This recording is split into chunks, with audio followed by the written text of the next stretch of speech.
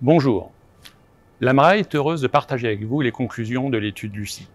Lucie pour Lumière pour la cyberassurance. Lucie s'appuie sur les données exhaustives des plus grands courtiers d'assurance cyber basés en France, affichés ici, ainsi que Planète CACA et le mutualiste SMA. Merci à tous. L'ambition de Lucie est de bâtir un dialogue constructif entre assurés, courtiers et assureurs en utilisant une référence commune, fiable, sur l'évolution du marché de l'assurance cyber en France. Et alors, quels sont les résultats? Le marché en 2021 est redevenu positif, avec une prime de 185 millions face à une sinistralité de 164 millions, ce qui fait un loss ratio de 88%, comparable à celui de 2019. Mais allons plus loin dans les chiffres. Concernant les primes n'ont pas attendu 2022 pour subir l'inflation. On a vu une augmentation de 42% du niveau des primes, supportée en majorité par les grands comptes à hauteur de 82%, puisque ce sont elles qui souscrivent l'assurance cyber en majorité. Mais il y a deux phénomènes nouveaux qui apparaissent. Le premier concerne la capacité d'assurance cyber. Elle subit une chute drastique, passant de 41 millions en moyenne à 31 millions. Et dans le même temps, les franchises, qui étaient jusque-là négligeables, passent à un montant de 4 millions en moyenne. Enfin, le taux de prime d'assurance subit un bond significatif, avec une augmentation de 100% de son niveau par rapport à l'année dernière pour les grands comptes. Dans un monde de plus en plus digital, où l'exposition au risque cyber croît, la dégradation de l'offre d'assurance fait qu'elle ne couvre plus le risque de sévérité. Dans le même temps, on voit que l'augmentation de la franchise fait qu'elle ne couvre même pas non plus le risque de fréquence, alors même que le taux a doublé.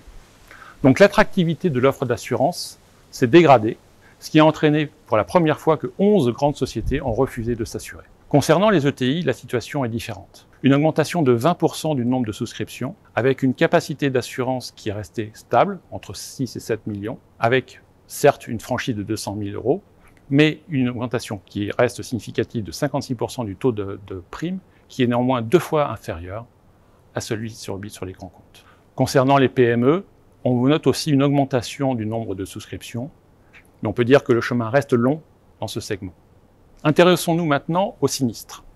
On note une réduction significative de la sinistralité qui passe de 216 millions à 164 millions, soit une réduction de près de 25%. Concernant les grands comptes, la réduction de la sinistralité est de 44%, ce qui est très significatif. Et concernant la sévérité, on voit que même s'il y a des sinistres supérieurs à 10 millions, aucun ne dépasse 20 millions. Pour les ETI, la situation est différente.